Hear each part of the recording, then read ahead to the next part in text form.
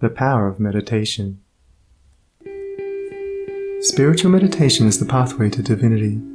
It is a mystic ladder which reaches from earth to heaven, from error to truth, from pain to peace. Every saint has climbed it, every sinner must sooner or later come to it, and every weary pilgrim that turns his back upon self and the world, and sets his face resolutely toward the Father's home, must plant his feet upon its golden rounds. Without its aid, you cannot grow into the divine state, the divine likeness, the divine peace, and the fadeless glories and unpolluting joys of truth will remain hidden from you. Meditation is the intense dwelling, in thought, upon an idea or theme, with the object of thoroughly comprehending it. And whatsoever you constantly meditate upon, you will not only come to understand, but will grow more and more into its likeness, for it will become incorporated into your very being, will become, in fact, your very self. If, therefore, you constantly dwell upon that which is selfish and debasing, you will ultimately become selfish and debased. If you ceaselessly think upon that which is pure and unselfish, you will surely become pure and unselfish. Tell me what that is upon which you most frequently and intensely think, that to which, in your silent hours, your soul most naturally turns, and I will tell you to what place of pain or peace you are traveling, and whether you are growing into the likeness of the divine or the bestial. There is an unavoidable tendency to become literally the embodiment of that quality upon which one most constantly thinks. Let therefore the object of your meditation be above and not below, so that every time you revert to it in thought, you will be lifted up. Let it be pure and unmixed with any selfish element. So shall your heart become purified and drawn nearer to truth, and not defiled and dragged more hopelessly into error. Meditation, in the spiritual sense in which I'm now using it, is the secret of all growth in spiritual life and knowledge. Every prophet, sage and savior became such by the power of meditation. Buddha meditated upon the truth until he could say, I am the truth. Jesus brooded upon the divine immanence until at last he could declare, I and my Father are one. Meditation centered upon divine realities is the very essence and soul of prayer. It is the silent reaching of the soul toward the eternal. Mere petitionary prayer without meditation is a body without a soul, and is powerless to lift the mind and heart above sin and affliction. If you are daily praying for wisdom, for peace, for loftier purity, and a fuller realization of truth, and that for which you pray is still far from you, it means that you are praying for one thing, while living out in thought and act another. If you will cease from such waywardness, taking your mind off those things the selfish clinging to, which debars you from the possession of the stainless realities for which you pray. If you will no longer ask God to grant you that which you do not deserve, or to bestow upon you that love and compassion which you refuse to bestow upon others, but will commence to think and act in the spirit of truth, you will, day by day, be growing into those realities, so that ultimately you will become one with them. He who would secure any worldly advantage must be willing to work vigorously for it, and he would be foolish indeed who, waiting with folded arms, expected it to come to him for the mere asking. Do not then vainly imagine that you can obtain the heavenly possessions without making an effort. Only when you commence to work earnestly in the kingdom of truth will you be allowed to partake of the bread of life. And when you have, by patient and uncomplaining effort, earned the spiritual wages for which you ask, they will not be withheld from you. If you really seek truth, and not merely your own gratification, if you love it above all worldly pleasures and gains, more, even, than happiness itself, you will be willing to make the effort necessary for its achievement. If you would be freed from sin and sorrow, if you would taste of that spotless purity for which you sigh and pray, if you would realize wisdom and knowledge, and would enter into the possession of profound and abiding peace, come now and enter the path of meditation, and let the supreme object of your meditations be truth. At the outset, meditation must be distinguished from idle reverie. There is nothing dreamy and unpractical about it. It is a process of searching and uncompromising thought which allows nothing to remain but the simple and naked truth. Thus meditating, you will no longer strive to build yourself up in your prejudices, but, forgetting self, you will remember only that you are seeking the truth. And so you will remove, one by one, the errors which you have built around yourself in the past, and will patiently wait for the revelation of truth which will come to you when your errors have been sufficiently removed. In the silent humility of your heart, you will realize that there is an inmost center in us all, where truth abides in fullness, and around, wall upon wall, the gross flesh hems it in. This perfect, clear perception which is truth, a baffling and perverting carnal mesh blinds it, and makes all error, and to know, rather consists in opening out a way whence the imprisoned splendor may escape, than in effecting entry for a light supposed to be without. Select some portion of the day in which to meditate, and keep that period sacred to your purpose. The best time is the very early morning, when the spirit of repose is upon everything. All natural conditions will then be in your favor. The passions, after the long bodily fast of the night, will be subdued. The excitements and worries of the previous day will have died away, and the mind, strong and yet restful, will be receptive to spiritual instruction. Indeed, one of the first efforts you will be called upon to make will be to shake off lethargy and indulgence. And if you refuse, you will be unable to advance, for the demands of the Spirit are imperative. To be spiritually awakened is also to be mentally and physically awakened. The sluggard and the self-indulgent can have no knowledge of truth. He who, possessed of health and strength, wastes the calm, precious hours of the silent morning in drowsy indulgence is totally unfit to climb the heavenly heights. He whose awakening consciousness has become alive to its lofty possibilities, who is beginning to shake off the darkness of ignorance in which the world is enveloped, rises before the stars have ceased their vigil, and, grappling with the darkness within his soul, strives, by holy aspiration, to perceive the light of truth while the unawakened world dreams on. The heights by great men reached and kept, and were not attained by sudden flight, but they, while their companions slept, were toiling upward in the night. No saint, no holy man, no teacher of truth ever lived who did not rise early in the morning. Jesus habitually rose early, and climbed the solitary mountains to engage in Holy Communion. Buddha always rose an hour before sunrise and engaged in meditation, and all of his disciples were enjoined to do the same. If you have to commence your daily duties at a very early hour, and are thus debarred from giving the early morning to systematic meditation, try to give an hour at night, and should this, by the length and laboriousness of your daily task, be denied you, you need not despair, for you may turn your thoughts upward in holy meditation in the intervals of your work, or in those few idle minutes which you now waste in aimlessness. And should your work be of that kind which becomes by practice automatic, you may meditate while engaged upon it. That eminent Christian saint and philosopher, Jacob Boehme, realized his vast knowledge of divine things whilst working long hours as a shoemaker.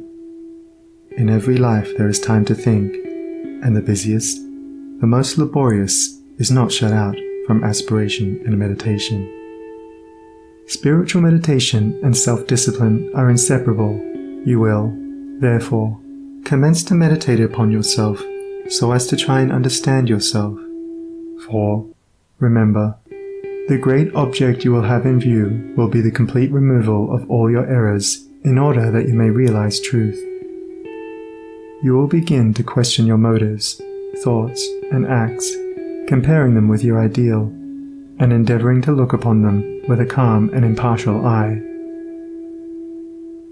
In this manner, you will be continually gaining more of that mental and spiritual equilibrium without which men are but helpless straws upon the ocean of life.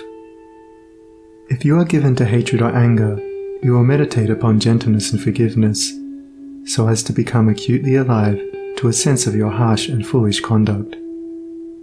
You will then begin to dwell in thoughts of love, of gentleness, of abounding forgiveness, and as you overcome the lower by the higher, there will gradually, silently steal into your heart a knowledge of the divine law of love, with an understanding of its bearing upon all the intricacies of life and conduct.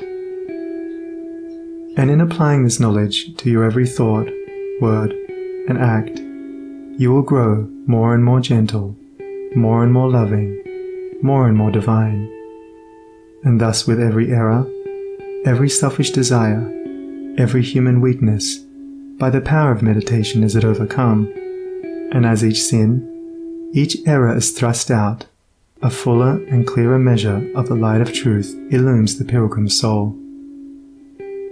Thus meditating, you will be ceaselessly fortifying yourself against your only real enemy, your selfish, perishable self, and will be establishing yourself more and more firmly in the divine and imperishable self that is inseparable from truth.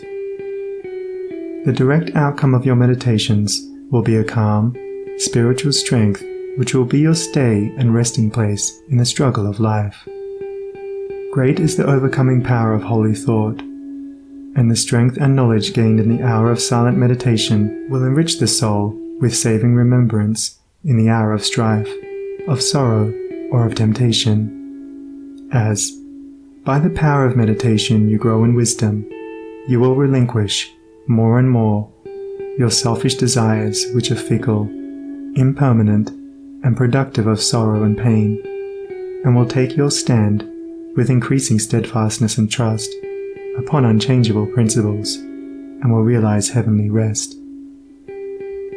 The use of meditation is the acquirement of a knowledge of eternal principles, and the power which results from meditation is the ability to rest upon and trust those principles, and so become one with the eternal. The end of meditation is, therefore, direct knowledge of truth, God, and the realization of divine and profound peace. Let your meditations take their rise from the ethical ground which you now occupy. Remember that you are to grow into truth by steady perseverance. If you are an Orthodox Christian, meditate ceaselessly upon the spotless purity and divine excellence of the character of Jesus, and apply his every precept to your inner life and outward conduct, as to approximate more and more toward his perfection. Do not be as those religious ones who, refusing to meditate upon the law of truth and to put into practice the precepts given to them by their master, are content to formally worship, to cling to their particular creeds, and to continue in the ceaseless round of sin and suffering. Strive to rise, by the power of meditation, above all selfish clinging to partial gods or party creeds, above dead formalities and lifeless ignorance, thus walking the highway of wisdom, with mind fixed upon the spotless truth. You shall know no halting place short of the realization of truth. He who earnestly meditates first perceives the truth, as it were, afar off, and then realizes it by daily practice. It is only the doer of the word of truth that can know the doctrine of truth, for though by pure thought the truth is perceived, it is only actualized by practice. Said the divine Gautama, the Buddha, he who gives himself up to vanity and does not give himself up to meditation, forgetting the real aim of life and grasping at pleasure, will in time envy him who has exerted himself in meditation. And he instructed his disciples in the following 5 great meditations. The first meditation is the meditation of love, in which you so adjust your heart that you long for the weal and welfare of all beings, including the happiness of your enemies. The second meditation is the meditation of pity, in which you think of all beings in distress, vividly representing in your imagination their sorrows and anxieties, as to arouse a deep compassion for them in your soul. The third meditation is the meditation of joy, in which you think of the prosperity of others and rejoice with their rejoicings. The fourth meditation is the meditation of impurity, in which you consider the evil consequences of corruption, the effects of sin and diseases. How trivial often the pleasure of the moment, and how fatal its consequences. The fifth meditation is the meditation on serenity, in which you rise above love and hate, tyranny and oppression, wealth and want, and regard your own fate with impartial calmness and perfect tranquility. By engaging in these meditations, the disciples of the Buddha arrived at a knowledge of the truth. But whether you engage in these particular meditations or not matters little, so long as your object is truth, so long as you hunger and thirst for that righteousness which is a holy heart and a blameless life. In your meditations, therefore, let your heart grow and expand with ever-broadening love, until, freed from all hatred and passion and condemnation, it embraces the whole universe with thoughtful tenderness. As the flower opens its petals to receive the morning light, so open your soul more and more to the glorious light of truth. Soar upward upon the wings of aspiration, be fearless, and believe in the loftiest possibilities. Believe that a life of absolute meekness is possible. Believe that a life of stainless purity is possible. Believe that a life of perfect holiness is possible. Believe that the realization of the highest truth is possible. He who so believes climbs rapidly the heavenly hills, whilst the unbelievers continue to grope darkly and painfully in the fog-bound valleys. So believing, so aspiring, so meditating, divinely sweet and beautiful will be your spiritual experiences, and glorious the revelations that will enrapture your inward vision. As you realize the divine love, the divine justice, the divine purity, the perfect law of good or God, great will be your bliss and deep your peace. Old things will pass away, and all things will become new. The veil of the material universe, so dense and impenetrable to the eye of error, so thin and gauzy to the eye of truth, will be lifted, and the spiritual universe will be revealed. Time will cease, and you will live only in eternity.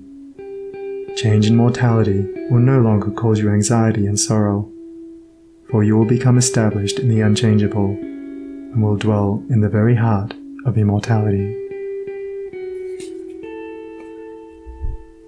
Star of Wisdom. Star that of the birth of Vishnu, birth of Krishna, Buddha, Jesus.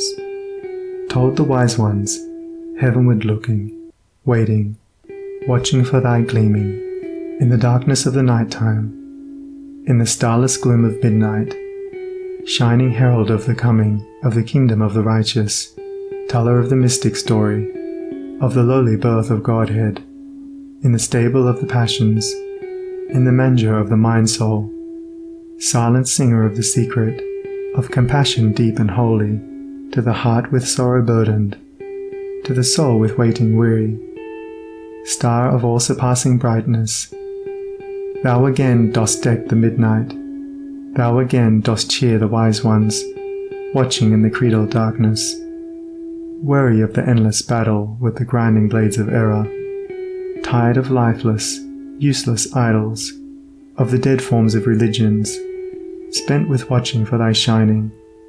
Thou hast ended their despairing. Thou hast lightened up their pathway. Thou hast brought again the old truths to the hearts of all thy watchers. To the souls of them that love thee, thou dost speak of joy and gladness, of the peace that comes of sorrow. Blessed are they that can see thee, weary wanderers in the night time. Blessed they who feel the throbbing, in their bosoms feel the pulsing, of a deep love stirred within them by the great power of thy shining. Let us learn thy lesson truly, learn it faithfully and humbly. Learn it meekly, wisely, gladly. Ancient star of holy Vishnu, light of Krishna, Buddha, Jesus.